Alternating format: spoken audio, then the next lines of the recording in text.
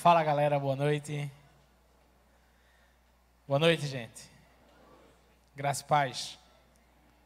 Beleza. Queria que você fizesse um exercício agora de memória. Queria que você lembrasse qual foi o maior tempo, o seu recorde, esperando em uma fila. Pode ser qualquer fila. Bom, pode ser qualquer fila. Menos fila da escola, por favor. Mas sério, qual o maior tempo que você esperou numa fila? Pode ser fila, aquelas filas de gasolina para abastecer quando os caminhoneiros ficarem em greve. Pode ser fila de banco. Vamos lá, quanto tempo aí? Vamos lá. Vamos lá, já pode falar. Tu passou 7 horas numa fila? Sério? Ingresso ano de julho não, né? Passou quanto tempo, meu filho, na fila? 8 horas? Beleza, quem mais? Pode dizer, gente, pode dizer. Hã? Não pode falar menos que 8 não. 8 é o máximo? Dou-lhe 1, dou-lhe 2, dou-lhe 3. 8. Beleza, 8 horas numa fila, velho. Fernando ganhou? Cadê? 2 anos na fila. Cadê Fernando? Fernando. Sua bênção chegou, meu filho. A luta acabou. Valeu a pena esperar. Olha só, gente. Aquela coisa, né? O cara olha para Fernando e faz assim, orou muito. Olha para ela e faz, orou pouco. Brincadeira, brincadeira. Não, gente, mas sobre fila. Quem gosta de pegar fila? Agora outra pergunta, né? Esperar na fila. Como é bom esperar na fila? Sim ou não? Quem gosta aqui? 3 horas na fila do banco. É ruim ou é bom? Hã? Ruim ou bom? Péssimo, ruim? Se você o quê? Se você faltar o trabalho. Tá trabalhando, meu filho? Tá bom, não filma ele não, filma ele não. Depende do valor que eu vou receber. Olha aí, gente, estamos chegando. Então vamos botar uma pimenta nesse negócio. Imagine que você vai receber uma herança. Uma fortuna. Incalculável. Você esperava 8 horas na fila? Feliz ou... Quanto? 2 anos na fila. Isso aí é perseverante, hein? Muito bem. Feliz ou triste? Feliz, né? Descobri, rapaz, vou receber uma herança, um valor, uma grana. É sobre isso que a gente vai falar. É sobre isso, na verdade, que o texto que a gente vai estudar hoje está falando. Porque ninguém gosta de esperar numa fila, ninguém gosta de sofrer aquele tempo de ficar ocioso, esperando. Mas quando você olha para o final e vê os benefícios que pode ter, as coisas mudam de figura. Firmeza? Queria convidar você agora para uma viagem, possivelmente sem volta. Abra sua Bíblia no livro de Tiago, carta de Tiago. Por que essa viagem sem volta? Porque a gente vai estudar o livro todo de Tiago, não hoje, né? Mas vai estudar por partes, vai começar hoje. E eu queria que você, convidar você a vir para o resgate. Ou então, quando você precisar voltar, assistir e acompanhar essa carta incrível desse homem de Deus privilegiado chamado Tiago. Esse homem que trouxe tantos conselhos maravilhosos, e a gente vai entender um pouquinho quem foi Tiago, e tantas coisas que tem a falar ao seu coração essa carta. Então eu posso dizer a você o seguinte, experiência pessoal. O resgate teve uns 3 sexta-feiras que foram outros pastores, amigos que trouxeram a mensagem. Enquanto isso eu estava estudando a carta de Tiago. Posso dizer a vocês uma coisa, eu não sou mais o mesmo. Não só pela barba. Mas eu não sou mais o mesmo porque alguma coisa está mexendo no meu coração. Não é uma coisa, Deus está mexendo no meu coração, está me confrontando e está dizendo no que eu preciso ser parecido com Ele. No que eu preciso parar de me enganar. No que eu preciso ser sábio. Mas não é sábio da boca para fora, não. Mas é sábio com atitudes de sabedoria. Tiago bate muito forte nisso. E aí por isso que essa viagem que a gente vai começar pode não ter volta. Na verdade você não vai voltar o mesmo. Tiago capítulo 1, versículo 1 até o 4. Abra sua Bíblia, mantenha ela aberta e ouve bem aí a palavra do Senhor. Tiago, servo de Deus e do Senhor Jesus Cristo. As 12 tribos que se encontram na diáspora ou na dispersão. Saudações. Meus irmãos, tenham por motivo de grande alegria o fato de passarem por várias provações, sabendo que a provação da fé de vocês, sabendo que a provação da fé que vocês têm produz perseverança. Ora, a perseverança deve ter ação completa, para que vocês sejam perfeitos e íntegros, sem que lhes falte nada. Vamos orar? Querido Deus, a Tua palavra, ela é viva, ela é muito poderosa, muito potente. Por meio da Tua palavra, o céu e a terra foi criado. E eu queria te pedir, Senhor, que no nome de Jesus, nos dá discernimento, ilumina o nosso coração, para que a gente possa ouvir a Tua palavra, guardar com zelo, no fundo do coração, e que essa palavra viva se torne vida em nós. Transforma o nosso ser, Senhor. Transforma o nosso coração, mexe profundamente com as nossas entranhas, Senhor, e nos faz perfeitos, íntegros, sem ter falta de nada. Só o Senhor pode fazer isso. Em nome de Jesus. Amém. Amém. Amém. Gente, a questão da fila já deu uma ilustração de como a gente pode começar a olhar para esse texto, né? Olhando para o final e não para o começo. Mas para a gente não pular etapas, eu queria que você olhasse logo aí no versículo 1, como o versículo começa. Primeira palavra, Tiago. Vem falando logo o nome do autor.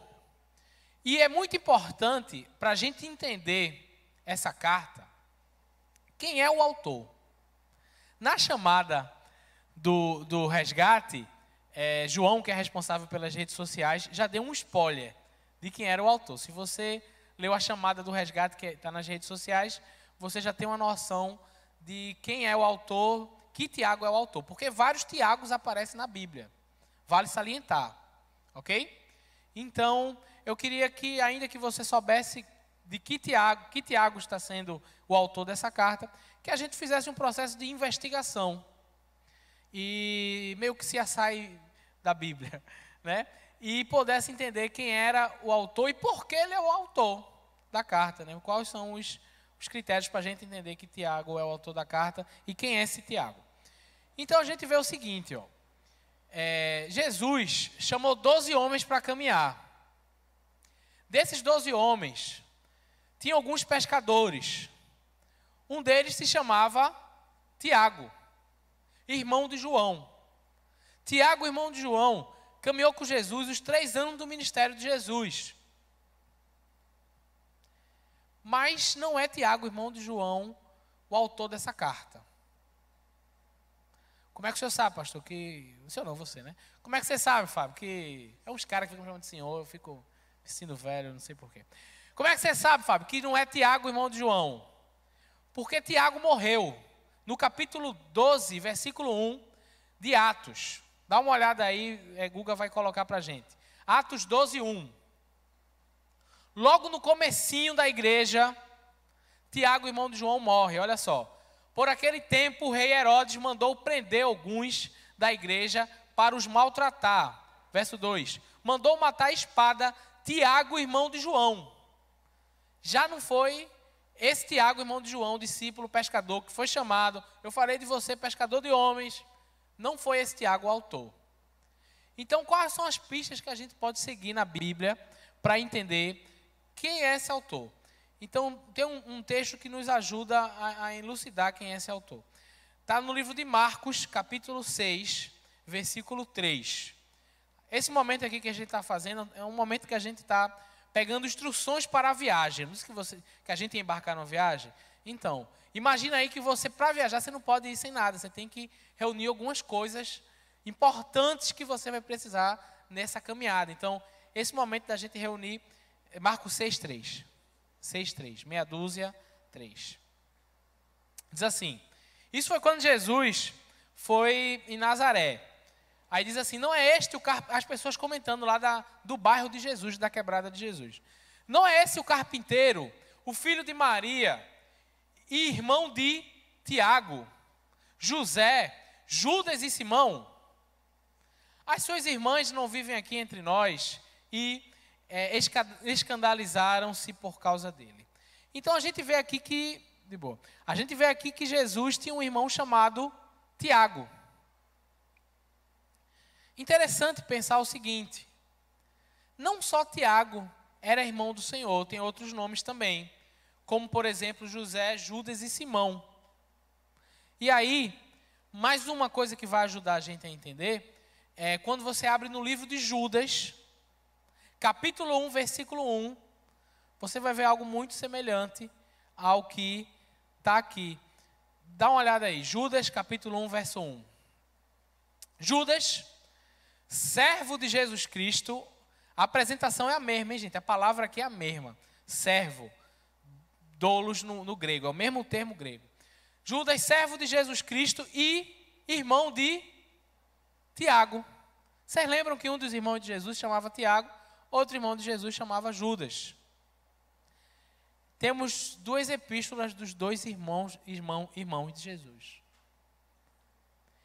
Esse Tiago a gente já entende que ele é irmão de Jesus. Já afirmou aí no coração, a gente já entendeu que esse Tiago não foi aquele homem que passou 3 anos com o Senhor, mas foi o homem que teve a infância toda com o Senhor, tendo Jesus como o irmão mais velho. Ok? Importante a gente pensar também, quando a gente lida com o irmão de Jesus, é que no tempo que Jesus, antes da sua morte, João, o apóstolo, escreveu que nem os irmãos dele criam nele.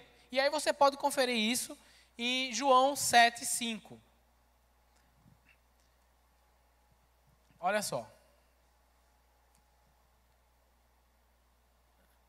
Acontece que nem mesmo os irmãos de Jesus criam nele. Interessante esse fato, mas não só interessante, como um fato que a gente pode aplicar na nossa vida. Imagina que Tiago, irmão de Jesus, não só Tiago, como o próprio Judas, irmão de Jesus, teve o Filho de Deus, o próprio Deus em sua casa, o tempo inteiro. Imagina aí. E nem assim creu nele. Tem várias aplicações. Dentre elas, que você pode estar na igreja há anos e nem assim crê em Jesus. Crer de verdade mesmo. Outra aplicação que a gente pode tirar daqui, você sabe que dizem, né? Santo de casa não faz milagre, né? Na Bíblia diz assim, o profeta, inclusive naquele texto quando Jesus entra em Nazaré, o profeta não tem honra em sua própria terra.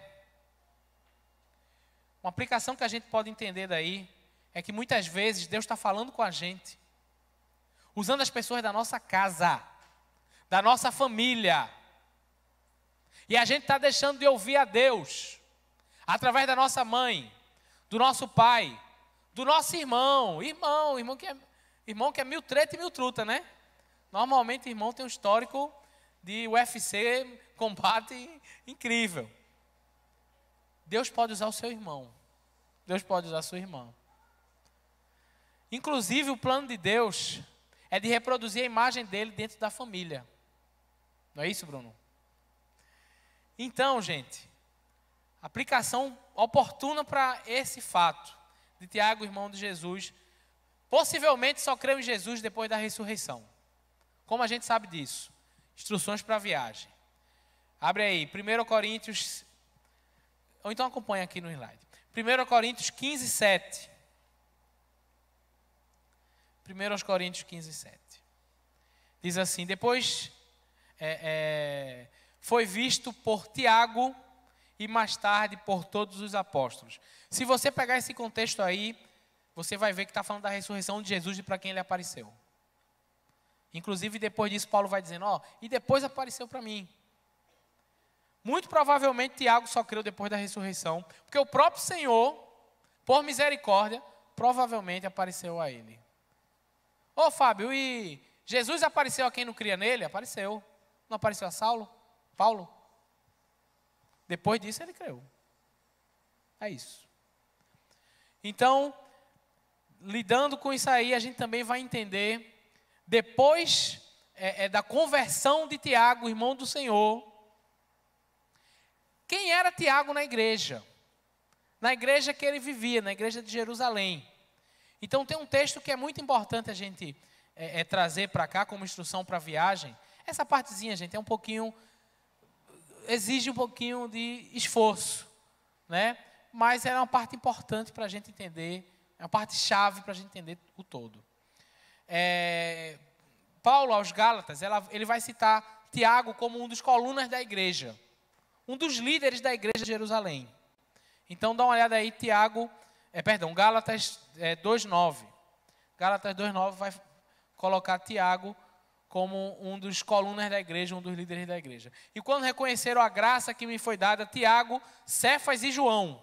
Olha só, Tiago, irmão do Senhor, Cefas e João, que eram reputados colunas, estenderam a mim e a Barnabé a mão direita da comunhão, a fim de que fôssemos para os gentios e eles fossem para os da circuncisão. Tiago, Cefas, Simão Pedro e João eram, digamos assim, os 3 pastores da igreja de Jerusalém. Então a gente começa a entender que essa carta, ela é do irmão do Senhor, que pela misericórdia do Senhor creu nele, provavelmente após a ressurreição, ok? Não posso afirmar categoricamente, porque a Bíblia não fala o momento da conversão de Tiago, mas muito provavelmente foi após a ressurreição. E que, quando ele se converteu, ele era um dos pastores da igreja de Jerusalém. Então a gente já começa a ver essa carta com um tom pastoral. Foi um pastor que escreveu essa carta. Segue. Tiago, servo de Deus e do Senhor Jesus Cristo. Uma paradinha aí muito importante. Tiago, escravo. É assim que ele se apresenta. Ele não se apresenta irmão do Senhor. Não. Ele se apresenta escravo. A tradução, servo, enfim.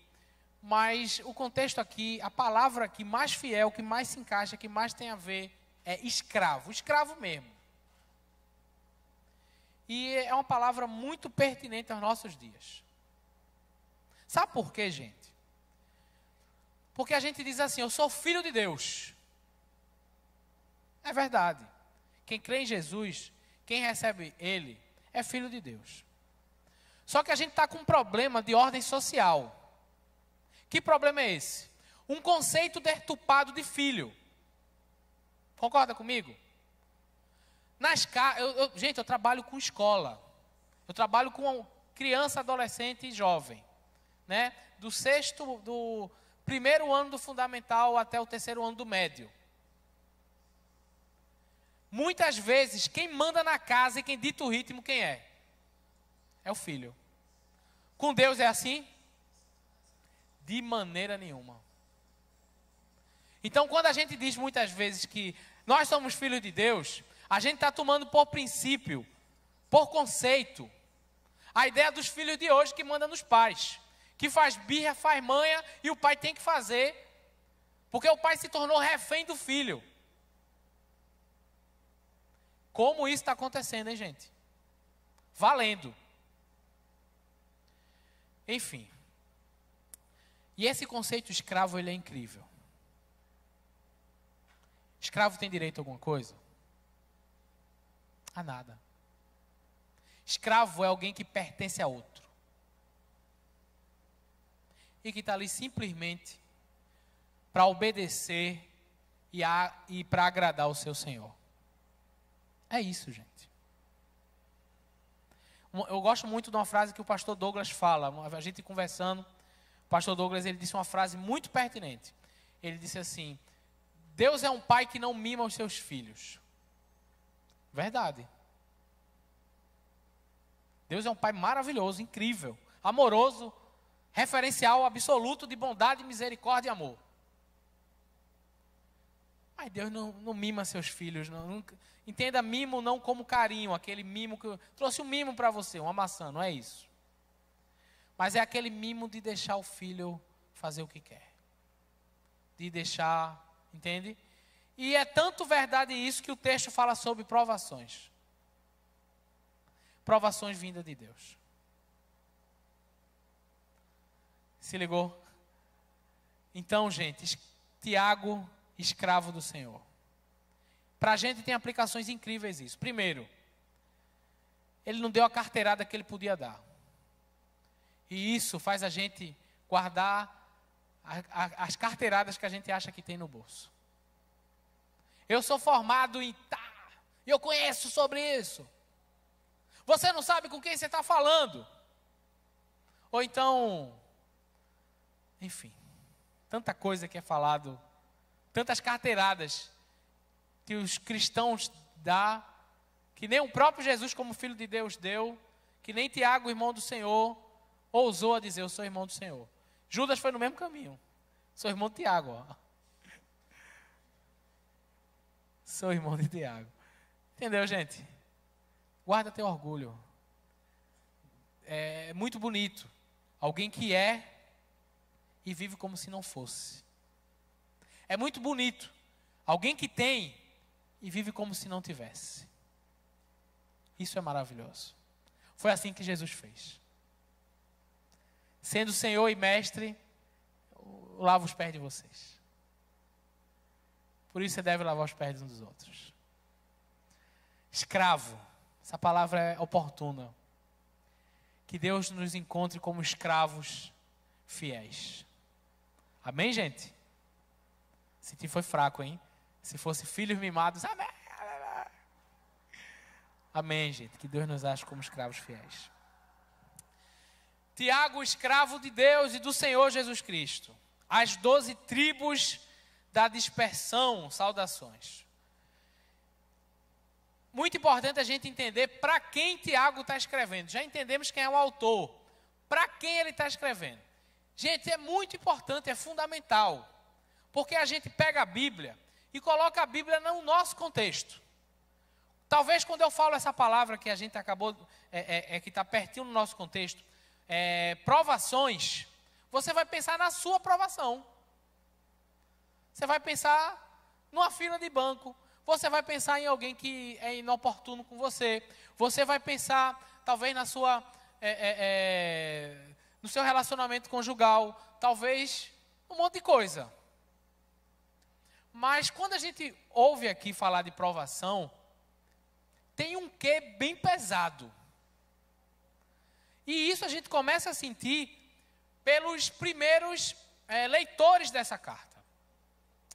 Tiago diz assim: meus irmãos, as 12 tribos da dispersão. Que 12 tribos da dispersão é essa? Instruções para a viagem, fundamental. Atos dos Apóstolos, capítulo 8, versículo 1. Lembra de onde Tiago era pastor? De onde era, gente? Pode falar, é de graça. Da onde? Está fraco. Da onde, gente? Jerusalém. E aí, Tiago, como pastor de Jerusalém, ele está escrevendo para suas ovelhas. Presta atenção. Atos 8:1. E Saulo consentia na morte de Estevão. Naquele dia teve início uma grande perseguição contra a igreja em Jerusalém. Todos, exceto os apóstolos, foram dispersos pelas regiões da Judéia e da Samaria. Deu para fazer a conexão? Tiago, servo, escravo de Deus e do Senhor Jesus, as 12 tribos que estão aonde? Dispersa. As 12 tribos que estão espalhadas. Aos crentes judeus que precisaram fugir das suas casas por conta da perseguição, para não morrer, porque Estevão já tinha morrido. E Herodes não estava de brincadeira a ponto que matou o outro Tiago, irmão de João. Aí você imagina você pegando os seus pertences rápido, botando numa mochila e saindo com a sua família, ou sendo levado por seus pais, ou levando, enfim, para onde você nem sabe, para um lugar que você... Rapaz, vou para tal lugar, porque se eu ficar aqui eu vou morrer. E deixando quase tudo para trás. Quando a gente olha para isso, a gente entende que o conceito de provação, que Tiago está se referindo, é muito mais forte do que a gente pensou. Concorda comigo? É muito mais pesado do que muitas provas que a gente acha insuportável. E outra coisa, gente, é prova de quem é discípulo de verdade. De quem está sofrendo, não por causa de um laudo médico, que é um sofrimento horrível. Eu já passei por situações de receber laudo ruim de médico e sei que é uma aprovação, dói. Não um sofrimento por causa de uma atitude minha que causou dor, mas de um sofrimento por causa do nome do Senhor.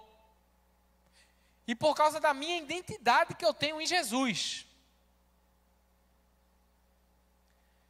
Pronto. Para esses irmãos, Tiago está escrevendo. Deus, por sua misericórdia, fez esse texto incrível chegar na nossa mão. Para que a gente também entenda que nas nossas provações, esse princípio maravilhoso que aparece aqui, que é o princípio de se alegrar com as provações, a gente também possa praticar. Mas vou dizer a vocês, só entender qual é a aprovação dos primeiros ouvintes dessa carta nos faz muitas vezes nos silenciar da nossa murmuração e dizer, rapaz, estou passando por uma barra, mas o que esses caras passaram aqui foi mais punk. Se esses caras passaram, se Tiago escreveu isso, receber com alegria um tipo de provação tão dura como essa, então certamente serve para mim também, porque a minha provação é dura, mas não é tão dura. Firmeza? Amém ou misericórdia? Vocês estão me ouvindo bem? Vocês estão com a cara assim de que eu não estou entendendo. Está todo mundo entendendo? De boa, de boa, de boa. Fechou? Beleza. Hã? Beleza. Foi, meu irmão Tiago, estou todo... Deus tenha misericórdia. Vamos lá, gente. Versículo 2. Meus irmãos, a quem ele escreve? As ovelhas dele, aos irmãos. Ele não está escrevendo para incrédulos. Ele está escrevendo para as ovelhas dele. Meus irmãos, considerai motivo de grande alegria o fato de passares por várias provações. 3. Sabendo que a prova da fé que vocês têm produz perseverança. Ora, a perseverança deve ter uma ação completa, para que vocês sejam perfeitos e íntegros, sem que nada lhe falte. Tiago começa aqui a falar da teologia do contrário. Já ouviu falar dessa teologia? Teologia do contrário. Certamente você já ouviu falar. Ela não está distante da gente, não, ela está perto. Teologia do contrário. Por que teologia do contrário? Você conhece alguém que recebe uma provação com alegria? Eu estou sendo provado, uhul! Conhece alguém? normalmente, se a gente pudesse redigir essa carta, você não trocava por tristeza? Irmãos, a gente sabe que é difícil passar por provação. A gente sabe que é motivo de tristeza passar por provações. Faria ou não faria isso? Isso não é o lógico? Isso não é o que está no nosso alcance? Então, por isso que eu digo que essa é a teologia do contrário. Porque no reino de Deus, gente, as coisas são realmente ponta cabeça do que é do mundo. Jesus diversas vezes, a teologia dele é a teologia do contrário. Vamos lá. Bem-aventurados os que choram, porque serão consolados. Isso não é o contrário do que todo mundo prega e pensa? Assim, prega assim. Do que todo mundo tem por verdade? Até para nós que somos crentes. Sim ou não? Pronto, outra lá. No mesmo trecho. Bem-aventurado vós, quando vos perseguirem. Alguém já ensinou isso para um filho? Ah não, porque pai aqui, eu tô tá vibe, hein, gente? Mas quem é mãe aqui, já ensinou isso para um filho? Bem-aventurado você quando lhe perseguirem, quando fizerem bullying com você. Já disseram isso? Ou o sobrinho, ou... Não é estranho isso? Não é do contrário isso? Parece do contrário? Ou aqui, quem de nós, dos irmãos, trabalha numa empresa em que o chefe diz assim, ou então você é o chefe, pode ser também. Com alguém assim, tipo Nestor, enfim. Que diz assim, olha, reúne aqui, reunião de empresa. Eu quero dizer aqui, gente, que o maior é seu Severino que limpa o chão aqui. Porque ele serve todo mundo, ele traz água, traz cafezinho. Ele é o maior de todos aqui. E é ele que é mais digno de honra. Alguém diz, isso é teologia do contrário, gente.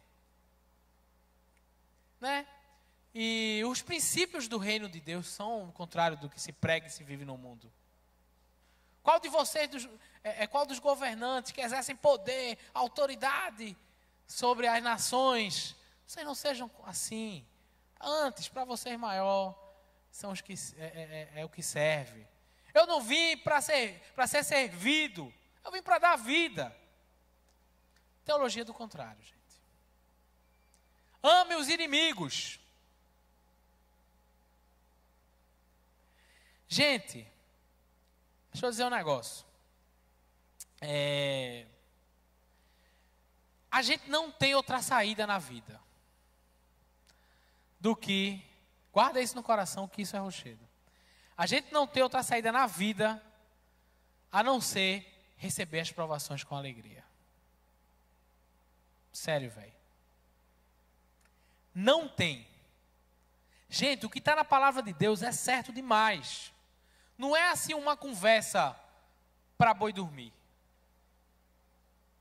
Não é algo assim, autoajuda ou motivacional.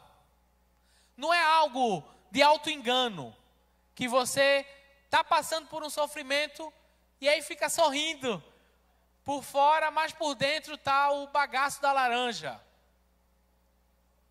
Não, não é isso. A proposta do Evangelho e das Escrituras é uma transformação radical, de dentro para fora.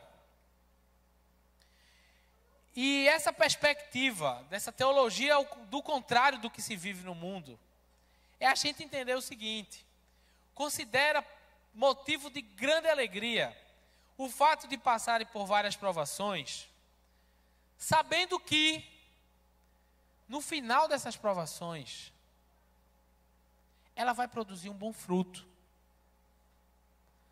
No começo, ela é amarga, e realmente é. No começo, ela dói, realmente dói. O texto não está negando que é algo doloroso. Mas ele está levando o nosso olhar para o final. Lembra da fila? Lembra da herança? Lembra que o valor dessa herança é incalculável? Tiago está dizendo assim, olha, para tudo aí, ó. Você está sofrendo, está doendo, está ruim. Olha para o final da história. Olha o que está em jogo. Olha o que você vai receber. Por isso vale a pena se alegrar.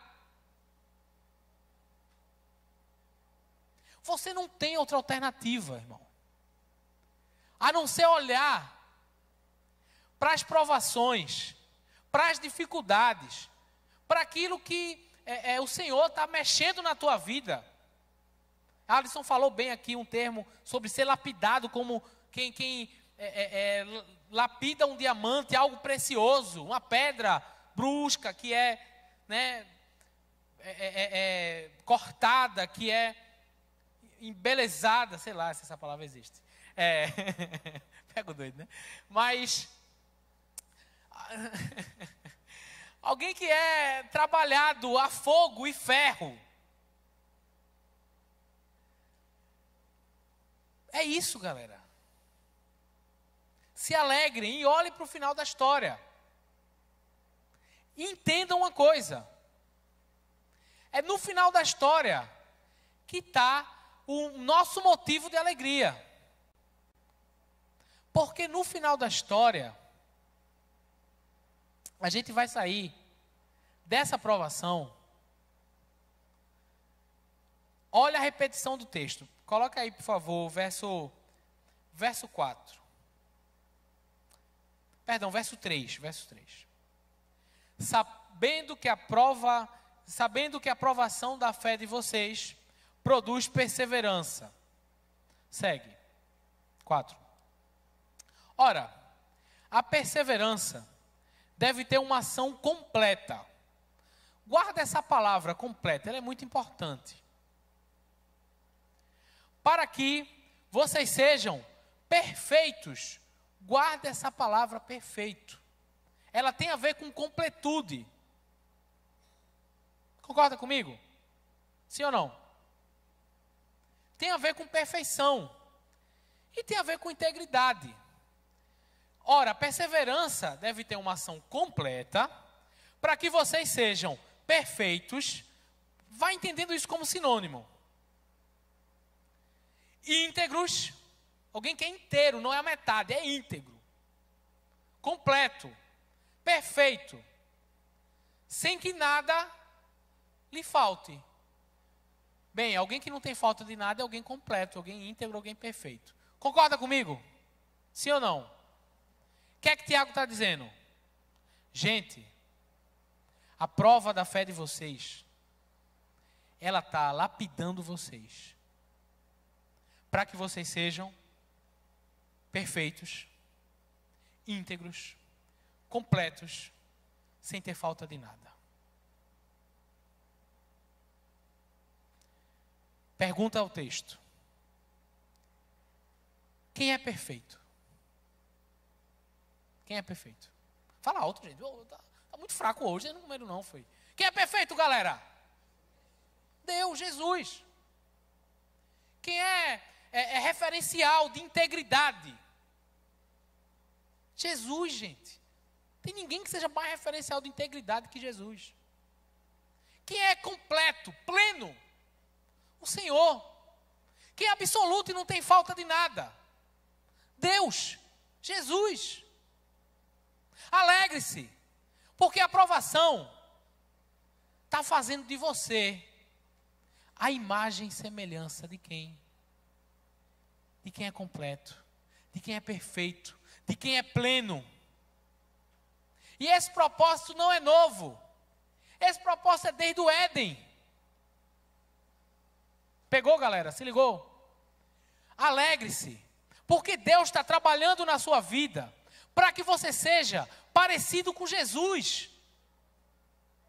E esses sofrimentos faz parte do processo de aprendizagem. Jesus, homem de dores. Dá uma olhada do que o apóstolo Paulo vai falar num texto que é jargão na nossa boca, mas muitas vezes não é no nosso entendimento. Romanos 8, 28 e 29. Esse texto é prático, eu falo sempre aqui. Sabemos que todas as coisas cooperam para o bem daqueles que amam a Deus. A gente lê esse texto entendendo. Sabemos que todas as coisas cooperam para o nosso bem-estar. Mentira ou verdade? Verdade, gente. Felicidade, alegria, diversão. Não é não? me dei bem, arrumar uma bênção, coisa desse tipo. Mas o texto não está dizendo isso. Sabemos que todas as coisas cooperam para o bem daqueles que amam a Deus, daqueles que são chamados segundo o seu propósito. Espera aí. Esse bem daqueles que amam a Deus tem a ver com um propósito. Passa, por favor, Guga. Pois aqueles que Deus de antemão conheceu, Ele também predestinou para serem conforme a imagem do seu Filho, a fim de que Ele, Jesus, seja o primogênito dentre muitos irmãos. Todas as coisas cooperam para o bem daqueles que amam a Deus. Todas as provas cooperam para o bem daqueles que amam a Deus, de acordo com o propósito dEle, para que a gente seja, não como filhos mimados, que pensam que o mundo gira em torno de nós. O mundo não gira em torno de nós. O mundo gira em torno do primogênito de Deus. Ele é a imagem perfeita do Deus invisível. E é parecido com Ele, completo, perfeito, pleno. Que Deus quer fazer você. Irmãos, caminhando para o final. Não existe outra forma de sermos aprovados por Deus, se não encararmos as provações com alegria. Não existe. E aí eu quero trazer à memória um povo da Bíblia que foi provado. Vocês lembram, ou se não lembra, conhece aí a história do povo de Israel, que era escravo no Egito. Esse povo foi libertado por Deus com mão poderosa. Deus providenciou 10 pragas que feriu o Egito para que esse povo fosse livre. Esse povo cruzou o Mar Vermelho de forma sobrenatural. Deus era no deserto com aquele povo, como uma coluna de fogo durante a noite, para iluminar o caminho daquele povo. O mesmo povo.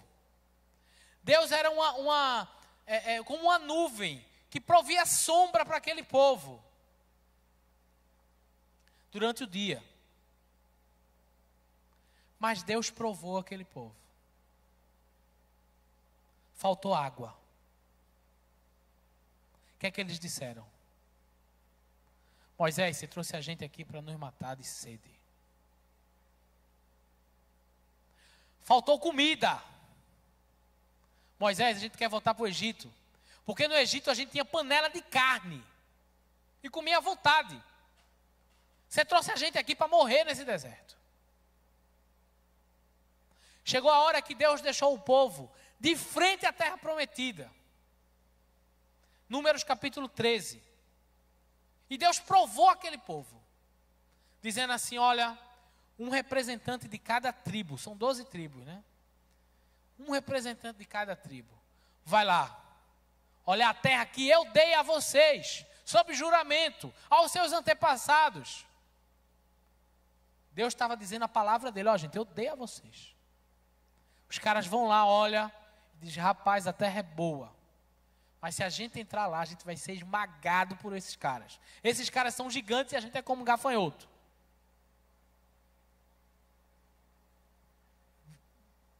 Viveram pelo que os olhos estavam vendo. Murmuraram. Foram reprovados, gente. Morreram no deserto. Toda aquela geração morreu no deserto. Com exceção de Josué e Calebe, que foram os únicos que nesse episódio de reconhecer a terra prometida disse, não, vamos lá, porque o Senhor vai dar essa terra a gente. E Ele disse que ia dar. Gente, quando a gente não recebe as provas como algo de Deus para a gente, que está trabalhando no nosso caráter, quando a gente não recebe as provações, olhando para o final, para aquilo que Deus deseja fazer, em nós, a gente vai fazer igual o povo de Israel. Murmurar. Quando a gente não confia que Deus é soberano, e que isso, por mais que esteja doendo, seja para o nosso bem, para que no fim de tudo, a gente seja aprovado e parecido com Ele. A gente vai ser que nem aquele povo, incrédulo. É fácil isso? Não é. É fácil para eu falar isso? Não é. Não é para mim, isso é uma luta minha, gente.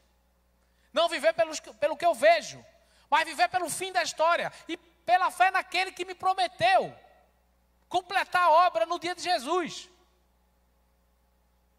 Mas eu não tenho outra alternativa. Você não tem outra alternativa. Ou você morre no deserto na hora das provas, das provações. Ou você recebe a prova com alegria. A dificuldade com alegria. E entende, foi o Senhor que me deu. É o Senhor que quer trabalhar na minha vida. É o Senhor que é soberano e cuida de mim. Por isso eu não vou me preocupar, porque o meu fardo está sobre Ele. E se Ele cuida dos pássaros? E se Ele sabe quantos cabelos tem na minha cabeça? E se eu sou dele? Bem, eu vou descansar. Porque no final da história, eu sei o que me espera. E você sabe o que Ele espera? Tiago vai adiantar, vou dar um spoiler do que a gente vai ver mais na frente. Tiago capítulo 1, versículo 12. Bem-aventurado, feliz é aquele que suporta com perseverança a provação. Porque depois de ter sido aprovado, gente, Deus prova a gente para nos aprovar. Só é aprovado quem é provado, gente. Receberá a coroa da vida, a qual o Senhor prometeu aos que o amam. O fim da prova não é morte. O fim da prova é a coroa da vida. O fim da prova é a vida, não a morte. Confia no Senhor. Ele está cuidando de você. Confia no Senhor e olha para Ele. Confia no Senhor e olha para o final da história. Confia no Senhor e se arrepende. Agora, se preciso for. E diz assim: Deus, desculpa, perdão. Porque eu desconfiei do Senhor. Pensei que isso estava acontecendo na minha vida, estava fora do teu controle. Pensei que isso era para a minha morte. Pensei que isso. Só olhei para o que meus olhos viam. Como é que você tem lidado com as dificuldades? Como é que você tem lidado com a sua confiança no Deus soberano, que não deixa que uma folha caia de uma árvore sem Ele ter conhecimento, que chama todas as estrelas para Ele o nome e que elas lhe obedecem? Fecha teus olhos e tira esse momento para falar com teu Deus.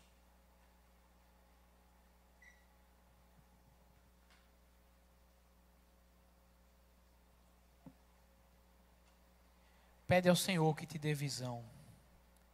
Visão do final da história, da coroa da vida, da aprovação.